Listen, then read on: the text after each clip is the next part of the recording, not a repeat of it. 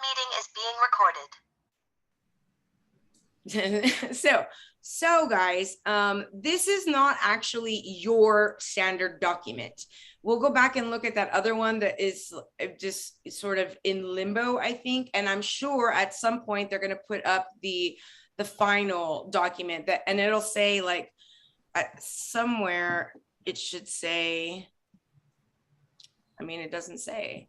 Normally it says like when they were adopted, like this document for whatever reason, so weird, but normally they'll say adopted like August 2009 or whatever. That was the last time that they were updated, but this one doesn't even have it on there. So usually you have this for your standard, and it's sort of like the Bible of every content area. Like I said, every content area has them, and they're all organized in the same way. Only the one that we opened up for your particular content area, physical education EC through 12 from the TEA website, is one of those that I just know it because we have to also change our coursework whenever the standards change to reflect that you guys understand stuff and whatnot. And so that's like an in limbo document. Typically you have all the standards listed for you in overview, like just the overarching standard, what you should be able to do and know in that standard. So standard 1 is the physical education teacher demonstrates competency in a variety of movement skills and helps students develop these skills. Okay, pretty simple, right? So you have to demonstrate, and where's my pen? Excuse me, guys. Oh, here, it's down here. So you have the PE teacher, and remember, Rico, I was telling you that every content exam, every TEXES exam period is a critical reading exam. So that's how they get you, not on that you don't understand the knowledge or that you're, sort of ignorant of the content specific stuff. It really is about careful reading and understanding of what our standards are and what the TEKS are and how to apply them appropriately based on whatever grade level is in the scenario.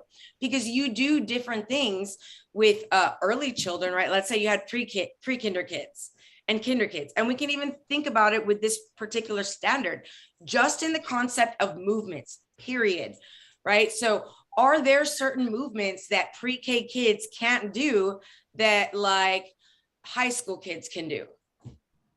Are there certain movements? Yeah. I would say even like running upstairs with alternating feet would be difficult for pre-K kids, right? But maybe your juniors or your seniors could do it. Like it would be an exercise you might do with your varsity football players or even with your PE classes based on their age and their development. And also if you had kids that were like hurt, or if you had kids that were had some sort of physical disability, you would obviously accommodate their particular needs so that they could still get the benefit of instruction and movement of skills. So for this one, competency in a variety of movement skills. So like I said, balancing on one foot, is that a movement skill? Yes. Yeah, anything that's a skill that's a movement. So like I would imagine, and we'll go into detail, we'll take a look at them. We'll look at them via the TEKS, and we'll look at them via the standards, just to see what particularly do they mean by movement skills. Because in this standard, which I'm going to ask that you sort of put each of these standards in your own words, like find a way to generalize each one of them. So you can say to yourself, okay, so standard 1 is all about, movimiento and getting the kids to develop those skills. They get more complex as they get older. And then we don't want for them to injure themselves or injure others. And so there are proper form, proper technique for many of the movement skills that we might have them do. So having the competency in a variety of movement skills, that word movement skills might include that phrase a whole bunch. And in fact, it does. It includes so much. many, many movement skills. And so this is an overview. And how we help them develop these skills differs, and we teach them at different times. So in this section, be like, how do we learn kindergarten? How do we help kindergartners acquire the movement skills that are, you know, commiserate with their growth and development and their age group, and build to be ready for first grade? You have to know what they need to be able to do in first grade and what's normal for first grade. So being familiar with those things is key to doing well in this standard. I'm just going to erase this real quick. And we'll move. Oh. Okay, so let's move to standard 1. We're going to get into some of the actual nitty gritty of the standard, right? So hold on, I'm trying to make this bigger. Gustav, I know you haven't met Rico, but he's also obviously taking the same exam, and we went to high school together. Isn't that funny? Oh, wow. Yeah. Yeah. Nice. Oh my God. Sorry, guys. Apologize. Let me just try to make this a little bit bigger. My eyes are like getting worse and worse. Okay, so same overarching standard. You see that there? It is the PE teacher demonstrating competency. That means you understand all about it. You can not only do it to model or demonstrate, but you can explain it, right? To, like we said, a variety, which is like a whole suitcase worth of skills that they're just sort of throwing into one standard. And then how best to help students as they are, you know, acquiring these different skills. Remember, on their TEKS, the Texas Education, Knowledge, and Skills, the PE TEKS for each grade level, they are, you know, or you are tasked as the PE teacher. And so to them, with learning and being able to do certain knowledge, to know certain things and to be able to do certain skills. So it's very important that you have a thorough knowledge of the myriad of movement skills and how best to help them. The reason it's so important is that we want to teach the students foundational stuff, movement, so that their abilities, their techniques, their understanding, because if you're teaching correctly, then you're also going over your objectives, your learning objectives. You're saying like, okay, guys, today we're going to be talking about, let me see, body control. The student will learn and be able to discuss body control. So, and this could be even with like kindergartners, because that I think that you are supposed to start teaching them how to balance on one foot in kinder. So it's about a little bit about body control, but so putting it on there and then opening it up to them in the beginning of the class and letting them know this is what our goal is for today. This is what we need to learn. Let's define what, you know, what did I say we were looking at? Oh, body control. Define what body control is. Show different, you know, examples. You can show a non-example of body control and make them laugh, you know, use various different ways to illustrate what body control is. And then you model it for them, and then everybody practices. And then they have to respond to a poignant question about body control with their partners. You know what I mean? Like, what does it mean to have body control? So they have to think about it or write it down, because PE teachers should be doing reading, writing, listening, and speaking skills in every content area. Has to include those things, because you have ELL students in your class. And so we're always trying to help them acquire more language, you know, help them with their second language acquisition. So you could ask them either orally and they respond, or think about it and then turn to their partner and think, pair, share, and then repeat the words that you're saying, because you're having them repeat content specific vocabulary. So my point is that you have to know what these things are and how to apply them in your lesson to help the students develop the skills. Now, the way to read this document is you have the overarching standard here, standard 1. Here on the left-hand side, you have teacher knowledge, all the know standards. And that's everything that you have to know. You just really have to know it. But chances are on the exam, they're not going to ask you any no questions.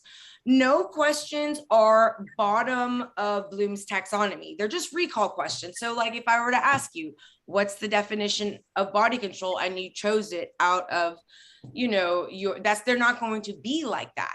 It is instead, and this is what's really cool about this document, it is instead going to be your application of these knowledge standards on this side that will be the right answer. It will always be the PE teacher doing something with their class, doing something, you know, during a lesson, doing something in an activity that best helps a group of students, you know, that best supports their development in movement skills. So it's going to be the right answer on the exam will always come. And like I said, this is not your right document, which is unfortunate.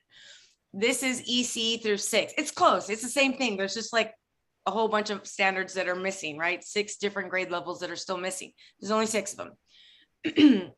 And I'm going to show you how to read the other one, so it's not that big of a deal. And we can meet again next week so you can have a chance to go through these a little bit, and we'll wait for the going through the questions and doing the practice, you know, breaking down the questions. We'll wait and leave that for next week. So just to give you time to sort of like look at the materials, print them out if you need to. Like I'm the kind of person that needs to print things out so I can write on it, but I'm, you know, like 40 years old. So I learned writing things down. It's like my learning preference. If I were taking a class, a teacher might differentiate for a student like me by making sure they printed out things. They didn't just have it on the board, you know, or that I got to take notes on things, or, you know, they don't, in some of the testing sites, they actually don't allow you to write it down. They do allow you to highlight and take notes like in the computer system. But I find that, and like I took my test on a paper at Pan Am in a huge auditorium with all these people. If I couldn't write and do the things that I needed to do, like I feel like it would have really hurt me as a student based on what my preferences are. Point is that we have to take our students' preferences, their learning needs, their weaknesses, their strengths, all that stuff into consideration. So, well, let's take a look at what the beginning teacher must know. You must know 1.1K is, you must know physiological and biomechanical principles in relation to rhythmic movement, sports activity, and dynamic fitness. Now, what does that mean? Remember how I said there was like this loaded suitcase phrase over here that was like, if it's, I feel like I always think that TEA tries to like stuff a whole bunch of stuff into like phrases, and they do that also. Think of it that way on the exam. When you see some of those keywords and phrases, think about what all that entails as far as this document. So you have rhythmic movement. Now, what does that mean as far as PE is concerned? What would be an example of rhythmic movement? Because you have to know the biomechanical principles in relation to rhythmic, physiological also. So let's see. I wonder if it did. Oh no, it didn't do. One moment. Oh my goodness. Well, that didn't work.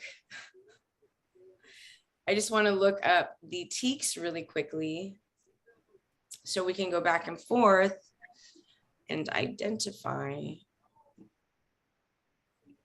direct examples. So if you look at this, this is really silly also. The state just really does silly things sometimes. If you were to download this document, it's just going to look like this. It's going to say subchapter A, and it's going to have these things. These things have a lot to them, but for some reason, they're not available for the download. They are available, however, on the web. So you have to come here to take a look at, you know, the elementary standards for the students, their TEXES essential knowledge and skills. And that means that these are the knowledge and skills that specific that they have to leave your classroom with, you know, at first grade level, at second grade, at third, at fourth, and fifth. You know, and obviously each content area has them. So we'll take a look at elementary. And oh no, let's go back to the list. Okay, great. So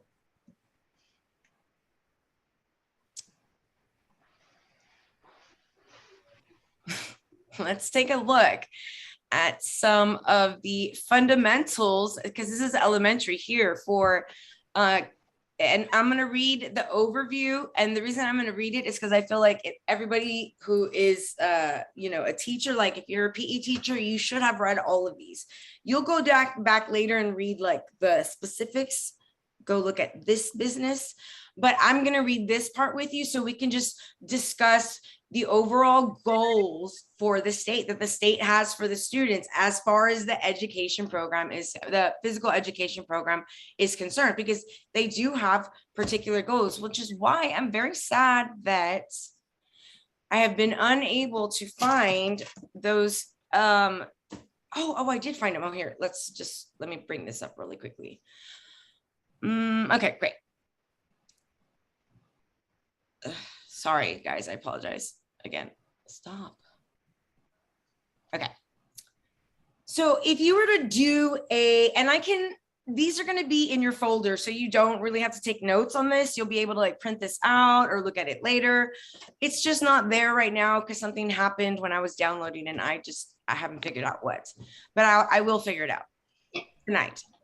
So here is your introduction and it's exactly the same as this. Oh wait, it's exactly the same as this, only it's in a PDF form. For some reason they used to have that, but anyway, you have the introduction. In physical education, students acquire the knowledge and skills for movement that provide the foundation for enjoyment, continued social development through physical activity, and access to a physically active lifestyle. Those are the three overarching goals of the entire physical education program: to promote a physically active lifestyle, to continue social development, meaning you can't play on a like basketball league if you're a jerk and you go around fouling people and you like throw a tantrum if your team, you know, loses or something and you want to fight people. Like, you will get banned from the courts. Real adults don't have time for that. People who have like are socially emotionally developed, and actually a lot of the social emotional development is left to you guys. It's left to you guys to make sure. And the reason that is because the activities that you do, they so lend themselves to lessons, right? To lessons in losing gracefully, to lessons in like forgiveness, to lessons in being mindful, being humble, you know, not taunting the other team if you're like excelling against them, you know what I mean? Just like learning good sportsmanship, what a good person is, period. And if you want to be part of a team, and you should want to be part of a team because it makes you more healthy, you will live longer, you know, you will have less medical bills, and just those kind of conversations with them. So there are three overarching goals for our instruction.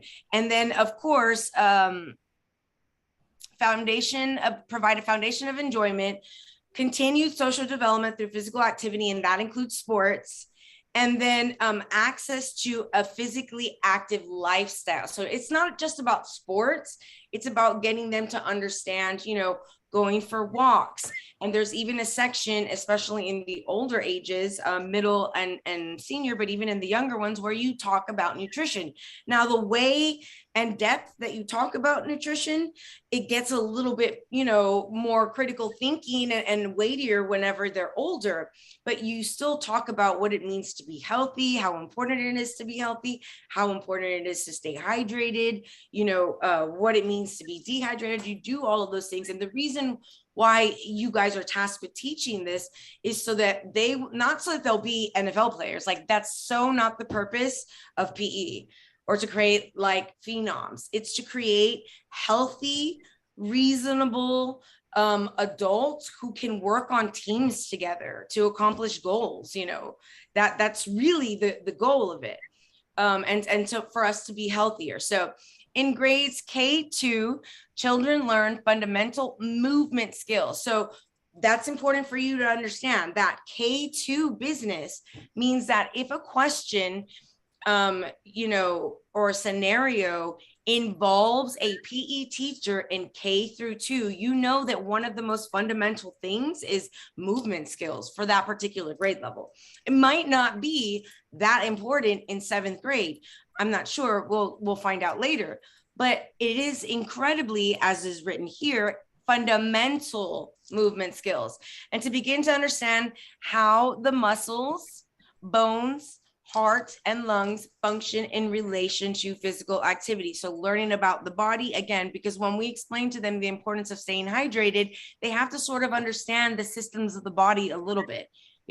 So K through 2, they're really learning about the way that the blood works and the way that the lungs, breathe in and breathe in air, oxygen, and that oxygen via hemoglobin is carried on, the red blood cells to all of the organs. Like, they learn that stuff in PE from their PE teacher. And I know that my kids' elementary is amazing, and all 5 of my kids have went to that elementary. My youngest 2 are there now, and my 3 oldest knew all the bones of the body by 2nd grade. They had a test. Everybody knew every bone on the body, and I would just like freak out because they knew way more than me. I mean, I didn't know any. I knew like the big ones, like the ones that everybody knows, but they knew all of them. And then they also had to learn the muscles, and it was really awesome. So getting them to sort of understand their own bodies in relation to the physical activity that they are doing, and the physical activity that people do. Students begin to develop a new vocabulary for movement. Like I said, body control. That's going to be something that should be by the end of 2nd grade in their vocabulary. And it will only be there if you taught it directly, gave them examples, said, oh, good body control every time they exhibited it during your classroom, right? Had them speak to each other after your poignant questions and utilize that content specific vocabulary. And I'm just still using that same example, but it could be any vocabulary word that you're going over with it could be hemoglobin or whatever. But making sure that you give the students opportunities to discuss within themselves and utilize that content specific new vocabulary that you're building, because that really makes it theirs. So, and apply concepts dealing with space and body awareness.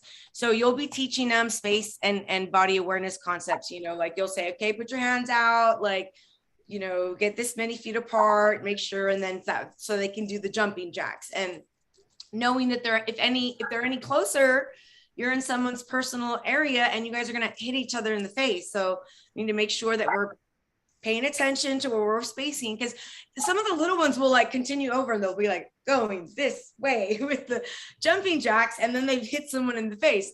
So that there's something actually that you have to teach, the concept of space and body awareness for K through 2. And the reason you have to do this is because they're little and they don't know any better.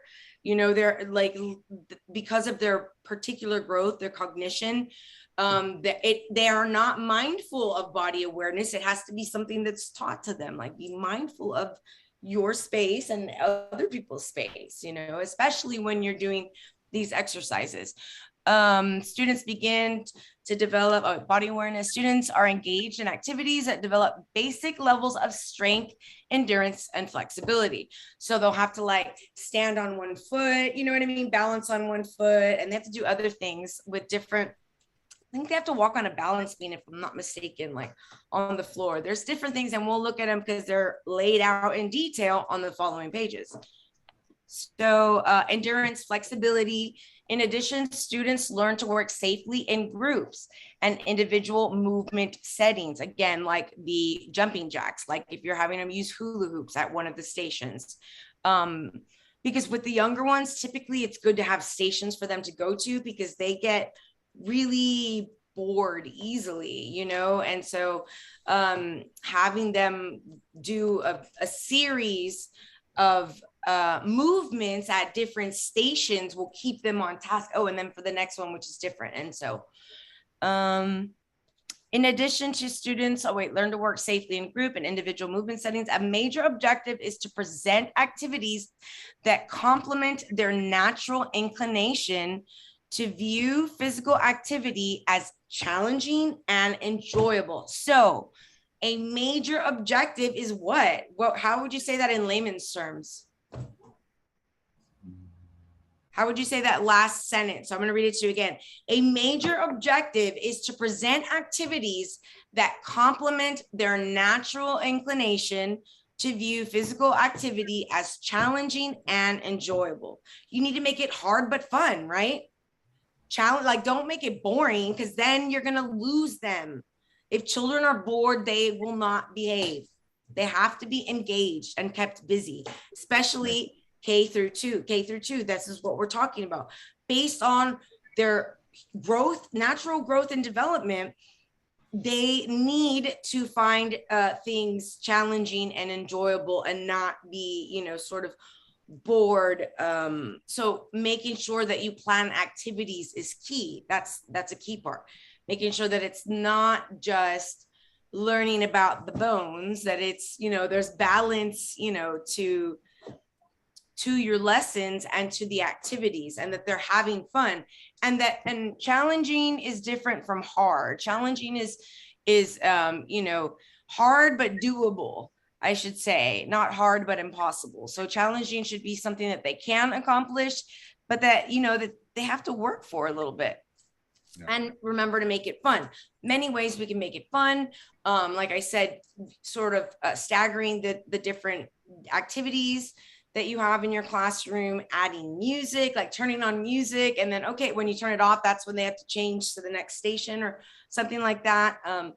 Having attention getters that you can get them back really fast. Some PE teachers now have, like I've visited, because I supervise first year interns, and some of my interns in the Houston ISD school, I mean, I guess it's just something that they allot for in their budget, but their PE teachers at the elementary, they all have these like very fancy microphones and almost like not what would be, looks like a karaoke system kind of, but it's just the box and then it connects to this and the microphone's here.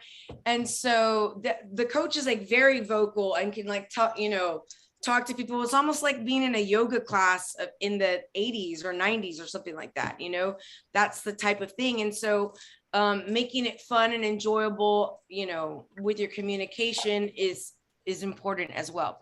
Last but not least, the focus for kindergarten students is on learning basic body control while moving in a variety of settings.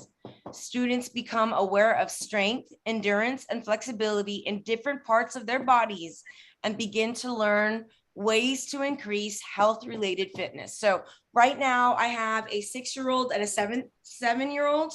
So that was this year, kinder and first grade respectively. So this is exactly what they were doing and learning and the goals. And they came back doing also, like right now they were just in the living room doing back bends because that's something that they learned to do carefully, but they did. And their campus, like I said, has a really strong PE program, and you guys set the tone for the PE program on your campus. The PE teacher, excuse me, on an elementary campus is a prominent focus figure. You know what I mean? You have your principal, your vice principal or assistant admin, the librarian, and the PE coach. Those are like focal. Everybody has the PE coach on an elementary campus. And so you guys have a lot of power, I should say, to influence in positive and impactful ways. So when you go through your TEKS and when you go through your competencies and your standards, I'd like for you to do a close reading, and that means that you're like highlighting important words and phrases, putting examples if need be, circling things or looking things up. There's no shame in not knowing what something means. There's only shame in ignoring that you don't know, pretending that you do, and moving on, right? There's no shame. I don't know everything. And very often when I do these deep analysis with TEKS or with standards, especially if it's in a new content area like science of teaching reading, I learn new things and I have to look it up. What do they mean by this? Especially if it's not my particular content area. Of course, I'm not going to have your TEKS memorized and know what all of them mean. So mine was English language arts and reading for 15 years. But sometimes when I'm doing these deep dives, I have to look up what they mean. So let me take a look at this. Knowledge schools. K.1 movement. The student demonstrates competency in the fundamental movement patterns and proficiency in a few specialized movement forms. So that's like sort of an overarching TEK, and then it gets into specifics. We'll look at it online. No, that's not it. Here you are. So you have the overarching student has to demonstrate competency in fundamental movement patterns. What does that mean? Travel in different ways in large group without bumping into each other or falling. Demonstrate clear contrast between slow and fast movements when walking or when traveling. So you could even have cones up and be like, slow, slow, slow, slow, slow. Yeah, it's like you say slow and then they're slow. Simon says slow and then Simon says fast, and then they walk around the cones fast, fast, fast. Simon says slow.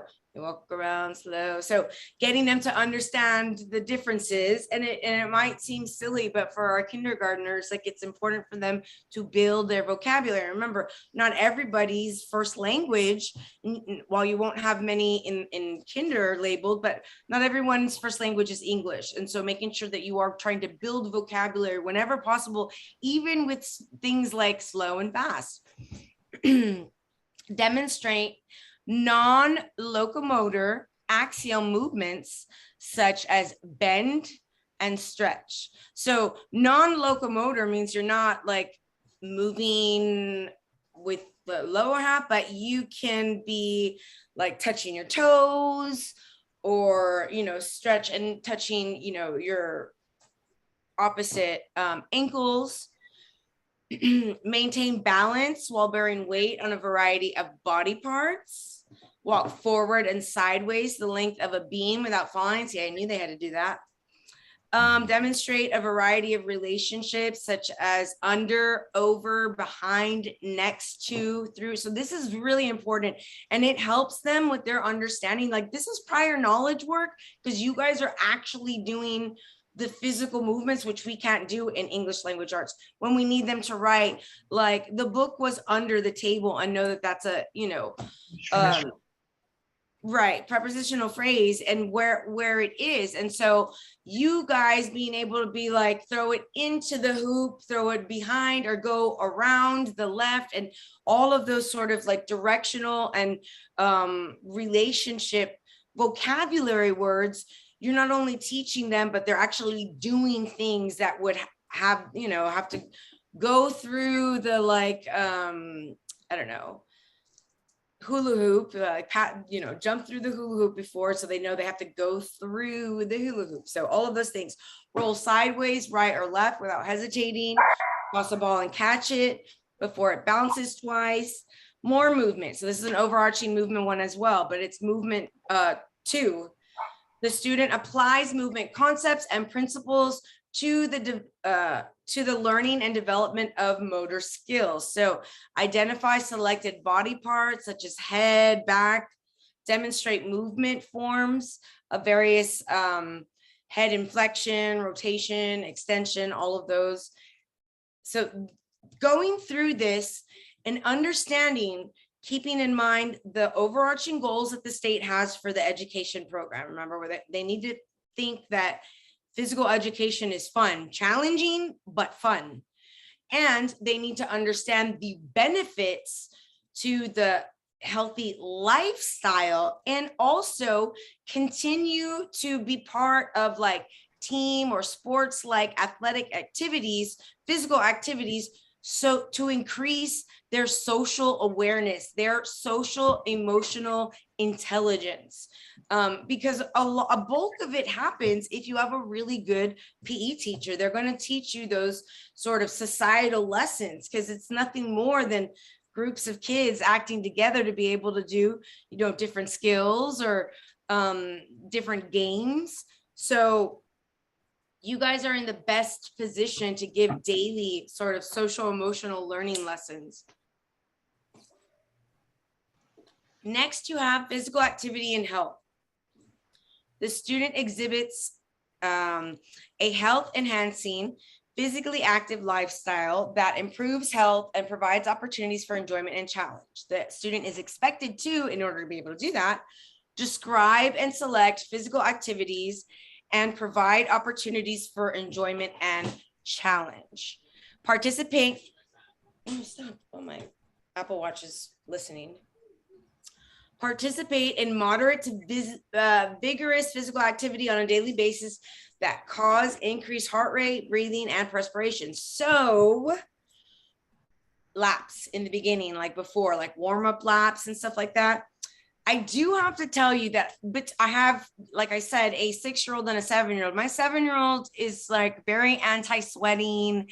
And, you know, when you ask her what her least favorite subject is, it's PE, like hands down. She's like, oh, PE, definitely. Oh my God. She's 7 and she hates to run. And she's not out of shape, you know, she's just like floja and she doesn't like it. And so you would have to make 4 children like my daughter in order to make it fun, like have music or be like fun in some way, because that girl doesn't want to even run laps around her tiny elementary like gym, you know. Like there was with their PE coach got together and in order to do funding for the school, like, and jump rope for hard and all sorts of stuff, they did this were like a fundraiser where people like donated based on however many laps they thought they would run. And so I posted it on Facebook asking my friends, and they actually got a lot of donations. But I gave everybody a disclaimer that, like, you know, if they didn't want to spend that much money, that then, you know, give you know, bet more on Zuri running, because she's not going to run all the laps. Chicky's going to run all the laps. Like she will do, I don't know, however many it was. And I was absolutely right. Like, conozco mi gente. She ran all of them. And Zuri was like, I mean, I don't know how many, I think it was, she was missing 6 or something like that. She ran like 30 laps, like a lot, but their gym is not that big. My point is that and this is something that you have to do every day. They're expected to, you know, increase their heart rate and sweats every day. But not all of them like to do it. And my kid is so sweet. I'm sure she doesn't complain except for to me. But you will have kids that are not so sweet and that are going to be like, we don't want to run, you know? So you have to find ways to motivate your students, and really giving them a thorough understanding of the benefits to even starting out small, you know what I mean? The benefits to life, to health, to, quality of life, your quality of life is increased the more physically active you are, the more sedentary you are, the more aches and pains you have in your knees. And I digress. Okay, let me see. Okay, guys, we are almost done. There's about 10 more minutes. What I'm gonna do is save this for you guys.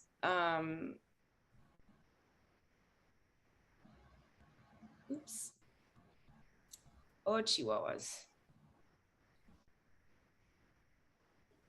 I was just gonna say that's pretty good because I just recently took the test and it's following along pretty good. So I think that's Excellent. yeah. Excellent. I'm glad. Yeah. It's very important that you read through those and just try to like give examples of what that would look like in the classroom, because that's what they're going to give you. Remember, I said on the standards document, and I'll show you right now, I promise, how to read it.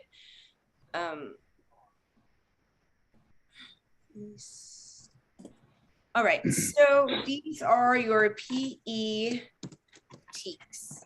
So I would like for you guys to go, take a look at them, make sure that you're familiar with, for sure, read through them. We already did a deep dive on the overarching goals, and really every grade level is underneath that scope of goals. You know what I mean? It's all towards building on those three goals that we identified. Being able to understand like K through 2 is mostly about movement.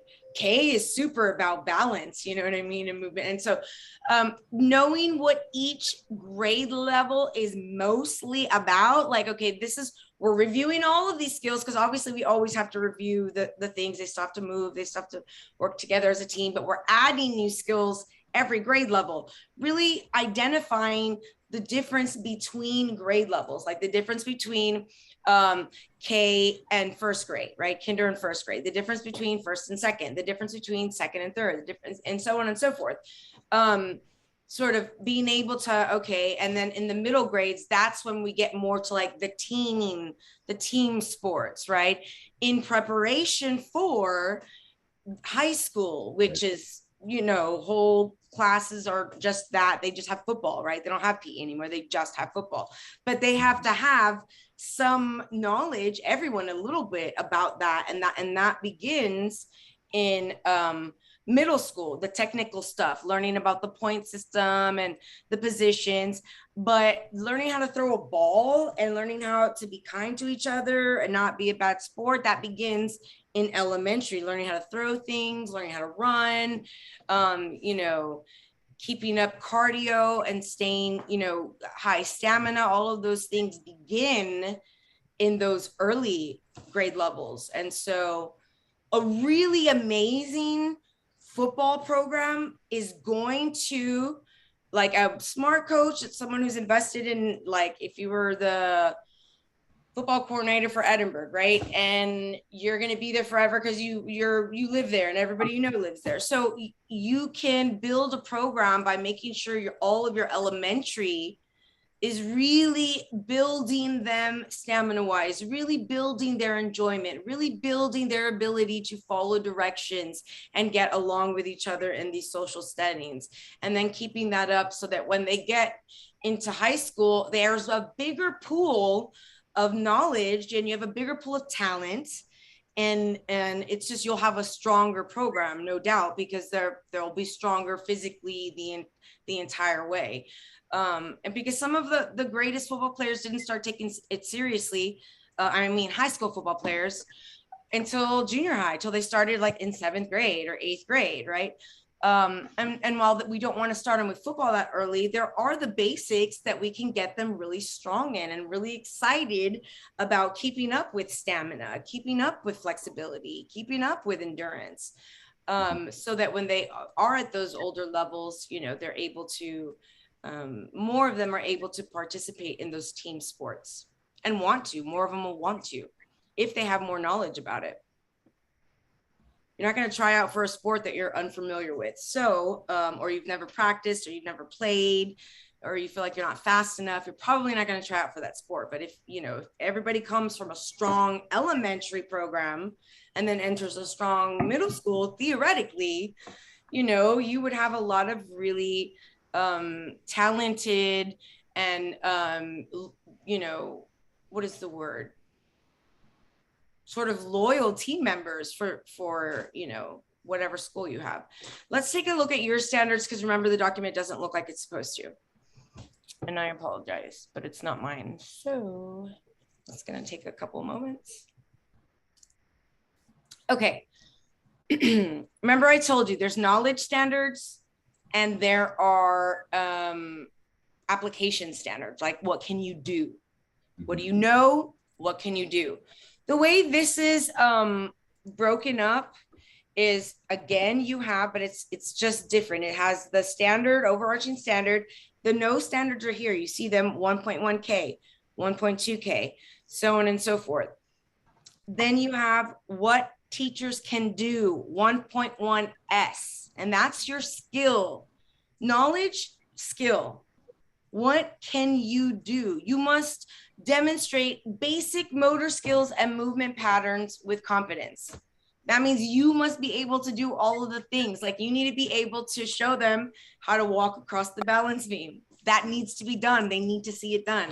You do it, and how you hold your hands, and how you like explain where you keep your, you know, hold your center in so that you have body control. Be able to demonstrate basic, and then obviously later more complex movement patterns with competence, so that, you know, they have a model. Provide developmentally appropriate learning experiences that enhance students' locomotor, non-locomotor, body control, manipulative, and rhythmic skills. Okay, again, remember, this is EC through 12, but you're not gonna have to do so many. I mean, locomotor for sure, but no, you'll have to do it always. Never mind. So locomotor is just like movement, running, right? Running, skipping, hopping, running on alternate feet or whatever. Rhythmic skills, I think there's even some dances you have to teach. Like, do you know how to dance? You need to learn them, because they're there in the TEKS. As you read them, you'll see which ones are described there. And there's even some really weird games that I wasn't familiar with, like sports. I had to look them up, and I just didn't know. It was pretty interesting.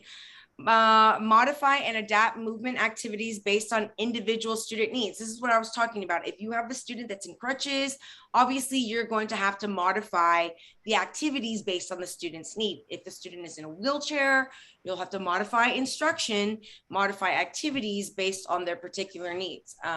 You know, are they English language learners? You have, you know, a group of fifth graders and 3 of them are ELL students, or 6th graders and 7 of them are ELL students, then you need to make sure you are utilizing second language acquisition strategies, you know, ELL strategies, best practice strategies to support them based on where they are in their language development. Evaluate movement patterns to help students improve performance of motor skills, and to integrate and refine, like the different movements, like step, ball, change, and now twirl or whatever, and now it's a whole dance movement. Refine motor skills and motor and rhythmic skills. So evaluate them. So this is really important. Let's say we're giving them that, you know, slow, fast, you know, Simon says slow, Simon says fast.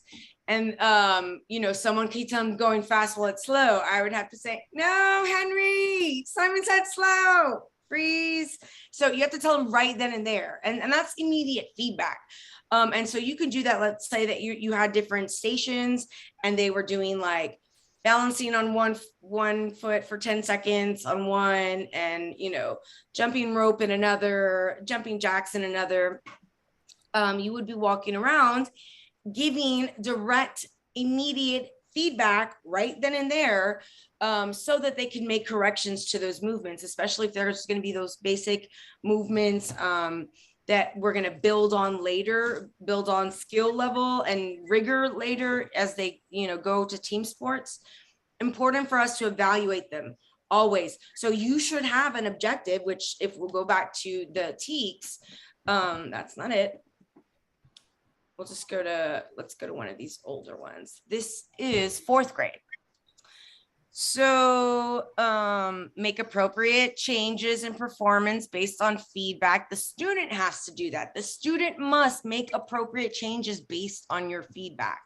And they should do that to help refine their movement. Identify ways movement concepts such as time, space, effort, and relationships can be used to refine movements and skill. So, holding maybe like the way that a person stands when they're doing a race, because you have them do races when they're in, especially in those lower levels all the time. And so the idea of like when they're like ready, set, and how that position helps you get a little bit more like spring and into it rather than standing up straight, ready to run. And maybe going through that. Describe key elements of mature movement patterns of throw for distance and speed, such as catch, kick, strike, and jump. So they have to learn these things. And this is at grade level 4. Now, there's not going to be any like football team, but they are beginning to learn to catch, to learn to strike in volleyball, to learn to jump, to learn to kick. And whatever else, you add based on your availability of like resources and equipment and whatnot. Unfortunately, I have visited some Texas campuses that, are just sorely in need of resources. And, one of the amazing PE teacher, that I supervised this year, she actually wrote a grant and won and got resources for the campus that they'd never had before. And it's pretty amazing, but it was also pretty sad actually that she even had to do that those things weren't already in place. And she had actually come from a campus being in a helper at an elementary. So she was very familiar with helping like the PE coach and being an assistant. And she knew what many of the campuses in the Valley had availability to. And so it was sort of shocking for her when it was like just this room and there was like a couple of balls and they were like some half deflated and there was like 2 hula hoops. This is for a whole campus in a very small town. So she put in a grant and she got them a lot of really cool stuff that helps them do. I mean, they do soccer, they do, they have to go in and out of the cones and bring it to the end or like bring it back around, have their kick it off to their friend. The friend does it and so she does a lot more and they didn't used to do those things before. I don't even know what they used to do before, but thankfully she's there. So I'm going to give you guys access to this and I'm going to continue adding things to it.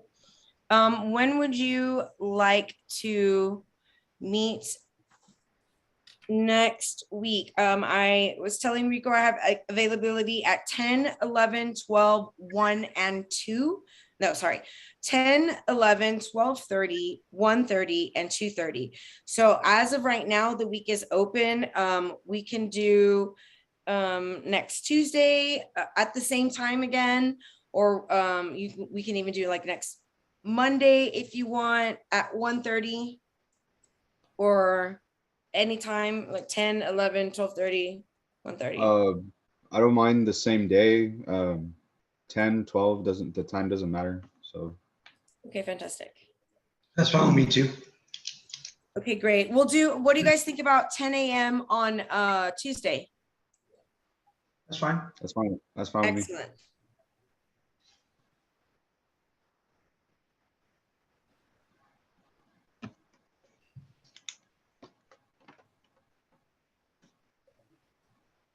Do you guys remember any test questions in particular? Oh, actually, let me stop sharing because we're gonna talk about things that the state doesn't like us to talk about. Bye now.